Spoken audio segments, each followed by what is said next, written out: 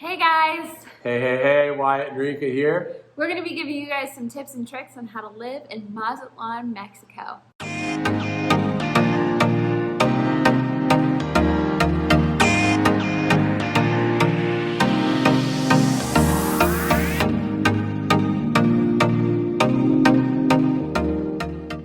First, one of the biggest questions that people ask when they're traveling to Mexico.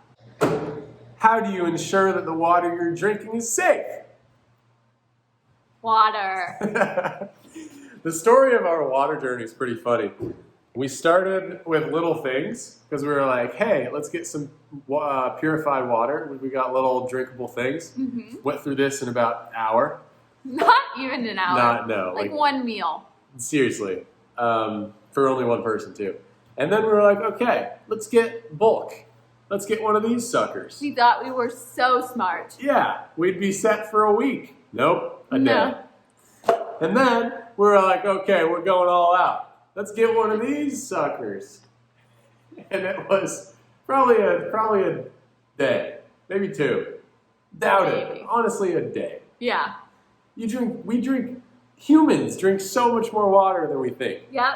It's crazy when water is not a commodity. Like, yeah. how much you don't realize you're drinking it. Seriously, when you're just not able to drink from the faucet and you have to buy, it builds up. Anyway. And then we found the jackpot. The jackpot. Refillable, huge 20-liter jugs. We were nervous at first whether it was purified, but it is. Yeah, it comes with a Modelo little seal. This one's been broken because we drank from it. We were a bit nervous because it's like a refillable thing where they get in the water, but I researched it and didn't find any complaints anywhere, and we haven't gotten sick. Yeah, it's been fine. Yep. And what's so cool is that there's a deal with the water where you go to one of the many supermarkets called the Oxxos, which we'll get to later. Yeah. And you pay 75 pesos, right? I think it's 100 pesos to buy the full jug, and then which is like $20. No, $5. $5. Yeah, $5 to get a full jug, and then just to get it refilled, it's only 35 pesos. You just have to bring the old one, which is like $1.50. $1.50. And we normally get two, and Wyatt lugs them all the way across town. And that normally lasts us around a week, probably like maybe a little bit, like 4 or 5 days. 4 or 5 days. Yeah, it is. It's the move. It is the move. And if you need a workout, carry 2 20-liter jugs of water a quarter mile, and you'll be feeling some burns. Yep. So yeah, that's how we've navigated the water situation. Now, another question you're probably wondering is restaurants. Do they sell purified water? A lot of them tend to, actually. Yep. So that's pretty much the gist of drinking water. A few notes on using the water. We have not had issues brushing our teeth or showering with the water here. Yeah, it's been fine. I mean, don't like gurgle it and swallow a whole bit of it. But as long as you if you want to water down your toothbrush with it, we haven't gotten sick. Be cautious though. Yeah. You never know. That's true. This is our experience. Yeah. We found it to be fine though. We also use it to wash our vegetables. It's been fine. We just come back with a bunch of carrots, wash them all up, dry them, and then let them sort of chill, and then we eat them, and we haven't had any issues. I mean, be cautious. It could always happen, but I mean, it can happen from anything. Exactly. You know? Yeah. Just like any sickness. So yeah. Always be cautious, but that's our experience. Yeah. The second big category is transportation. We have learned a lot about how to get around the city just from living here. It took a bit. There were some that we were like, oh, this is such a deal, and then there were others where it took us a bit, and they were like, actually, this is better. Yeah, seriously. We found that the best way to get around the city for both cost-wise and getting the inside scoop of how locals travel is with the city buses, public transportation. They're constantly running up the Malecon and a little bit inner streets. And for both of us to get a one-way pass, it's 22 pesos. So, which is translates to $1 US. For both of us. Yeah. So it's definitely really good price-wise. The only caveat to that would be like if you're in a rush to someplace or if you got to get somewhere on time, we recommend probably not using the buses because it does take a bit of time because you have to find the bus, you have to flag them down, and then you have to get on, and then they stop every once in a while, well, more than a once in a while, to get other people. Yeah. And so it does take time, so you have to be like willing to put in that time. Yeah, one thing I wish we did, honestly, right when we got here is just like spent maybe half a day and just like rode the I wish we would have rode the bus, there you go, from like around, just to see where it goes, how it works, really learn, and then for the rest of the trip we could have just used that. So in terms if you're scared about COVID or something, maybe not, because it can get packed, but it's just so worth it for us because, I mean... It's so cheap, and I personally love traveling, like, in public transit because you're with a bunch of other people and you don't really have to focus on the road and you can watch the stuff go by and chat with other people too. So yeah, that's the big thing. Public transit if you can. The second big thing that we recommend is Uber. If you're in a rush or if you don't really want to take the public transit, take Uber. That would probably be your best next step if you want to save some money. It's definitely not as expensive as the taxis that we've used. Can do a cash option, which is cool, and you basically just pay them at the end, similar to a taxi. Exactly. But the one thing with Ubers is that we found out is they can't take you to and from the airport. Yeah. You have to take a taxi or the bus there. Yeah. It also can be I mean, Uber's great, but like, it can be frustrating because sometimes you'll need to go somewhere and then they'll accept your ride and then cancel it later, so you just have to wait for another one, or it'll be like a 20-minute wait, which, I mean, it's not that big of an issue. Like, could have way worse problems, but like, it can be annoying. Yeah, it can be. So do plan ahead, kind of. Yeah. The other way to get around in Mazatlán, particularly here, is something called the pulmonías, which are these little white golf cart-like cars that drive on the normal like city streets. They're everywhere. They're definitely tourist-oriented. Yeah, and I think they're fun to go at least once, just for the fun experience. But because they're touristy, they're pricey. Yeah. They're gonna upcharge you. We like maybe drove a couple blocks on one. This is like the second day we were here, I think. And we paid 100 pesos, which is only $5. But for the Uber, the same amount, we probably only have to pay like 20 pesos. Or you could, for 100 pesos, yeah, exactly. For 100 pesos, you could drive across town. Yeah. Like that. But yeah, they're open air. Some of them have super loud music, so if you're looking for a good time, just go ride around in one with some friends. Another way to get around are these, like you can't miss them living here, are these red trucks that have benches in the back and you can sit probably 10 people in there. Yeah, that's really fun if you're going with like family or a group of friends because there's music. It's basically like a party bus. Yeah, it is. And how we understand it is you can just like hire one per hour, I'm pretty sure, and they'll just like drive you around the town. And you can maybe stop somewhere and get drinks or get a snack or whatever, and then you can get back in and go party all around town. And yeah, there have been a few times where we're trying to go to sleep and we hear Nicki Minaj's Tusa just blaring from down in the street. Fun option.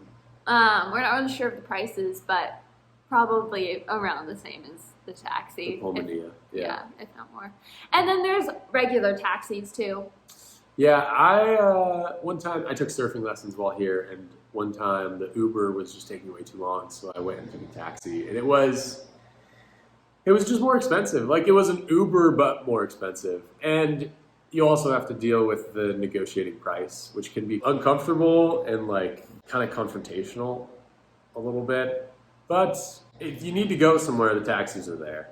Something that we wanted to really express is that Mazatlán is a very walkable city. Maybe 3 times a week we use Uber or like need to get a ride somewhere, but mostly we just walk to dinner, we walk to the beach, we can walk to the market. It really depends on where you're at and where you want to go. Mm-hmm. We're in like El Centro, so to get to the Golden Zone, you're gonna need to take some form of transportation. Unless you're trying to walk for an hour or two. Unless you're trying to walk for an hour or two. Which some people like. Yeah. To get to El Faro, we take transportation. But to get anywhere in El Centro, we walk. Mm-hmm. For sure. If you're in the Golden Zone, probably the same to get anywhere in El Centro. Mm-hmm. So it really is just dependent on where you want to go.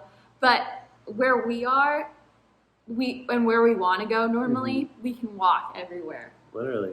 Yeah, it's great. You don't have to deal with finding your transportation, and it's like a nice little... So the big third category we wanted to talk about also is where to buy what stuff. Because the first day we came here, or the second day, I think we went to Walmart to buy everything. And that is there if you need it, but we have found that everything that's at Walmart is at somewhere closer to you. It's just its unique store sort of thing. Yeah.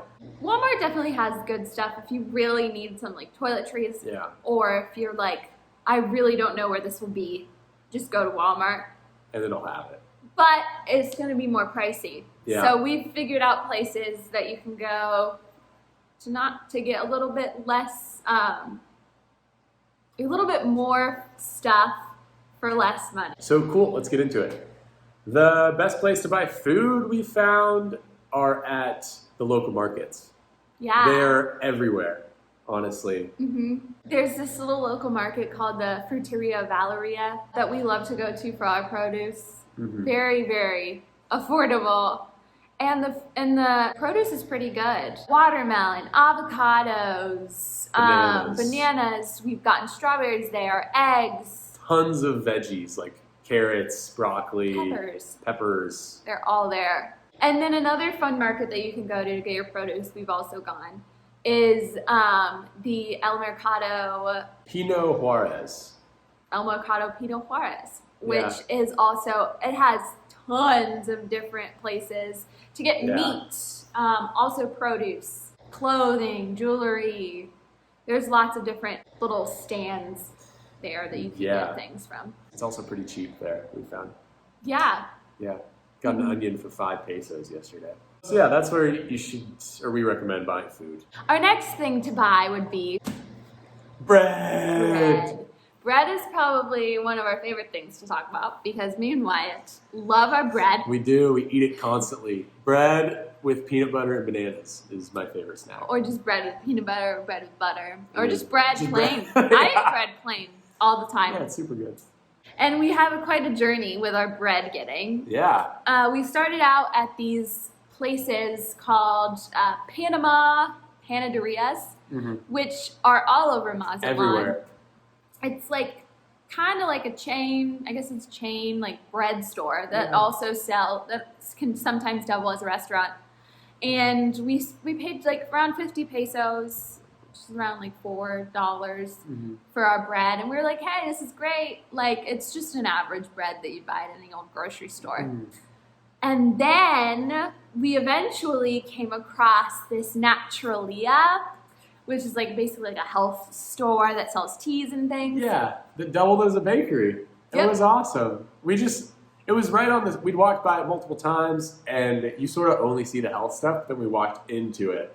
I guess the bottom line here is like, for your bread, try to find a local bakery, because this stuff is so good. And at a certain time each day, they'll have like fresh bread.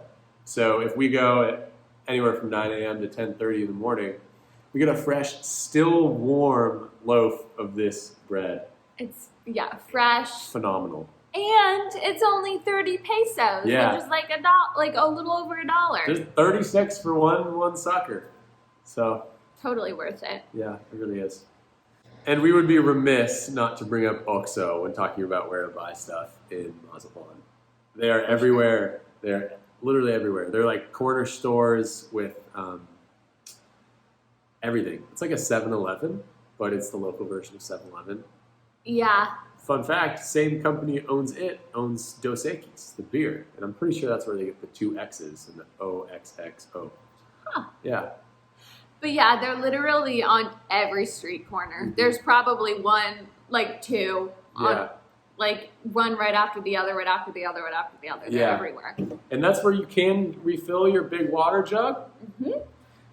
And you can also get toiletries there. They have some food, like you can get eggs and random, like general produce or food stuff, and then also snacks. Juice. Cool. And we also wanted to talk about money and how to get it here. What debit card should you use to get the money, and how to handle your money while here. Yeah. So Mexico uses pesos. Mm-hmm. And $1 US equals around 20-ish pesos. Yeah. So we've learned that the best debit card to use here in Mazatlán and general and traveling is the Charles Schwab debit card, the high yield debit card. It refunds at the end of each month all ATM fees and offers the most current exchange rates. Yep. Yeah. So yeah, I'd get one of those if you want to have your money work for you as much as possible. For sure. We use the ATMs around here to withdraw money. They are pretty much everywhere. You can look up, in Spanish, it's the cajero automático, or if you don't have a Google Maps or whatever, you can just ask whatever store, like, hey, ¿dónde está el cajero automático? And they'll be able to point you in a direction. Yeah, and it's pretty easy to work. Most of them are pretty safe for the most part. Everyone that we've went to anyway is safe. And in terms of like taking out money at the ATM, we normally take out around 3,000 pesos per trip. And then until we like run low, and then we get another 3,000 pesos, which is around what? 1,000 is about $50. It's about $150, and that usually lasts us 3 or 4 days of living. Yeah, honestly. Yeah, we could do more, but we don't want to carry around that much cash. And whenever you withdraw, they give you the biggest bills. So withdrawing 7,000, then you're having to get change constantly for your big 500 peso bills. Yeah, that's the one annoying thing. They will literally give you as much 500 pesos as like peso bills as possible, and then they'll start giving you like the 20s if you still need extra. Yeah, and hundreds, 200s, yeah. Also, we recommend coins. Like, they'll give you coins as change a lot, and they actually become super useful. Yeah, Wyatt never liked carrying coins in his wallet. They're so annoying sometimes when they're filling up your wallet and your pocket's bulging and it's like suffocating. But then we always would need it. Like when you're going on public transit, you're going to need 22 pesos. Having monedas out, or coins. Coins, they call monedas here, is so useful. If you want to pay people like small tips, coins are also useful then. Yeah. Just different random places you're going to need them. Yeah. So yeah, that's our advice about money. Lastly, I just wanted to touch on phone services.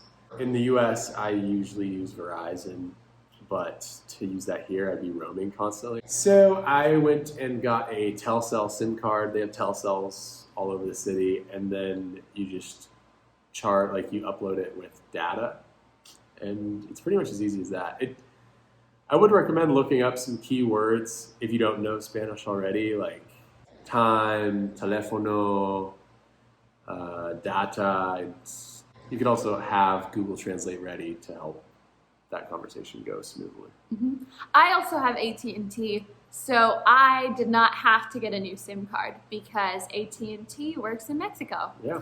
So I have not had to pay roaming. Thanks for watching our video with the tips and tricks for living in Mazatlán, Mexico. We hope this helped. Bye, guys.